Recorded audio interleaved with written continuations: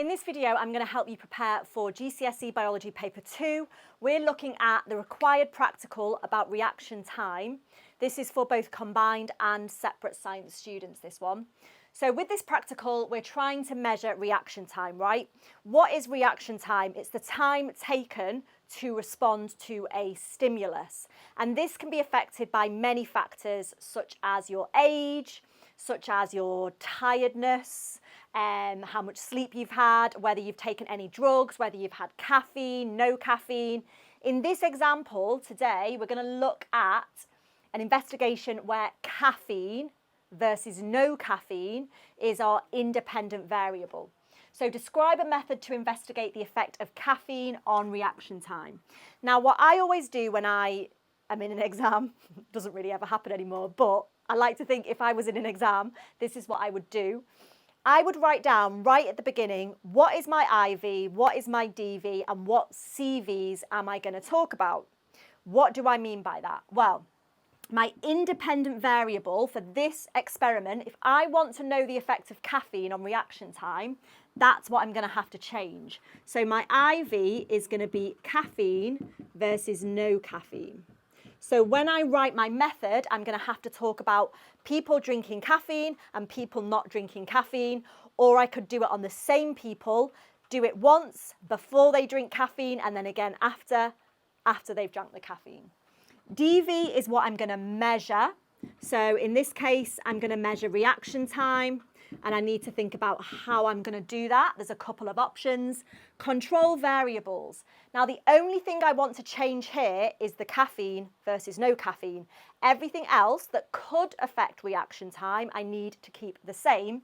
So, for example, their age needs to be the same. I could say their gender needs to be the same. How much sleep they've had.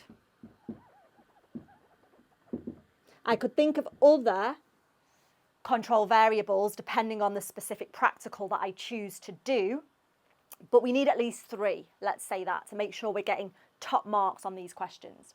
Okay, now going back to my DV, how can we measure reaction time? There are 2 options for you. There's the ruler drop test, but there's also using a computer program.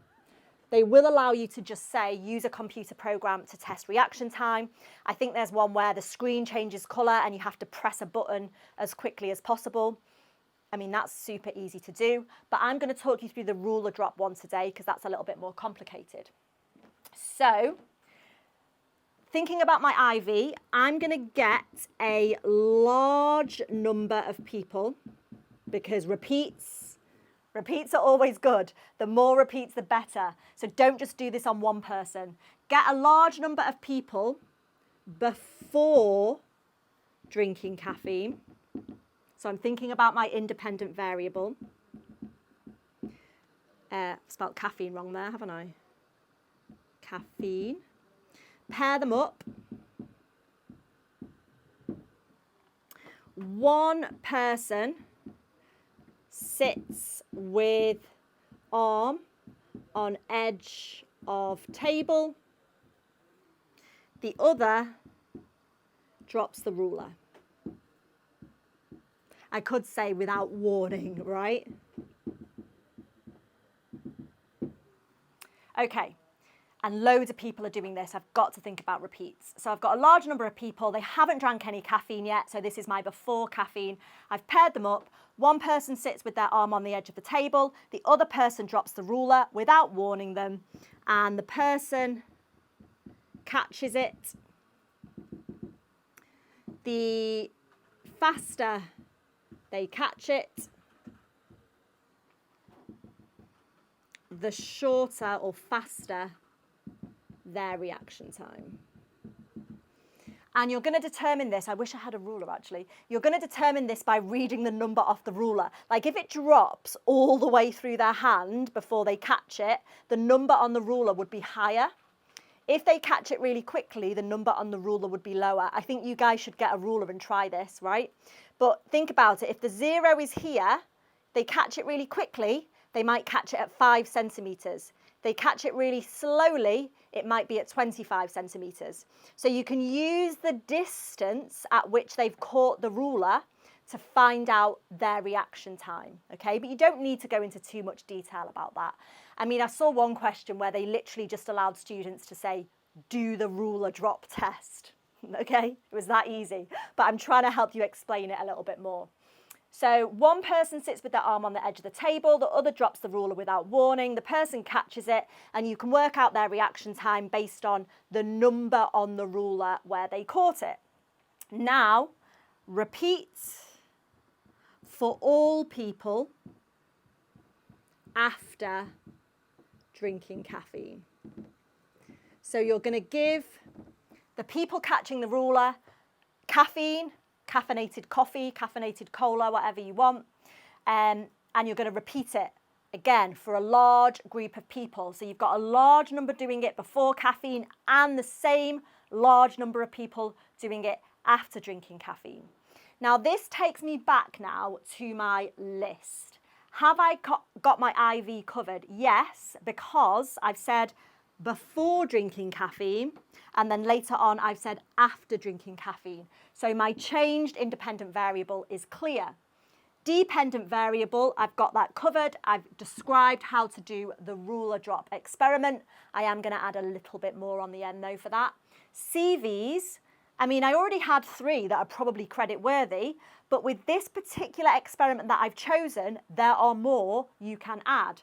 For example, drop ruler from same height each time. So you can't hold it way above for one of the participants and then low down for another participant. You can't do it higher before caffeine and lower after caffeine. You should always be dropping the ruler from the same height. The other thing that is specific to this practical is when you give them caffeine, they should all have the same volume of caffeine. You could also say the same time between drinking the caffeine and doing the ruler drop test. Are they going to drink the caffeine, wait 10 minutes, do the ruler drop test? Are they going to drink the caffeine, wait 1 minute, do the ruler drop test? That would affect the results of the experiment. So same volume of caffeine and same time between drinking caffeine and doing the ruler drop test. Even things like, where are you going to read the distance off? A good little tip is wherever they catch it, I wish I could show you my thumb, wherever they catch it, you should read the number off the middle of the thumb each time, so you're controlling that variable. Because if you read it above one time, below one time, that's going to affect the results. So always read the number on the ruler from the middle of the thumb would be another control variable suitable for the ruler drop experiment. So we've definitely got 3 CVs. Have we thought about repeats? Yes, because we had a large number doing it at the start before caffeine, and we repeated that for all those people again. So we had a large number doing it after caffeine. So I've done IV, DV, CV repeats. The only thing I need to add to is my DV, because going back to the question, I do want to investigate the effect of caffeine on reaction time. So once I've got my reaction times before and my reaction times after for these large groups of people, what I could say is calculate mean reaction time before drinking caffeine and calculate mean reaction time after drinking caffeine, and then compare them, because that's what I'm going to have to do if I actually want to see the effects. Is the reaction time after drinking caffeine faster? Is it slower? Who knows? Is there a difference? So I work out the mean for my large group of people before caffeine. I work out my mean or average for my large group of people after caffeine. I compare those values to see if caffeine does affect reaction time. There we go. We're definitely getting 6 marks for this question. Guys, whatever investigation comes up on paper 2, I am guessing they are going to get you to plan 1 because it was not on paper 1 this year. Just remember, IV, DV, CV repeats. What is your independent variable and how are you changing it? What is your dependent variable and how are you going to measure it? Have you named at least 3 controlled variables, so 3 things that you have to keep the same? Have you repeated it enough times or on a large group of people? And that's it. I hope you found this video helpful to help you prepare for possibly planning a practical on paper 2.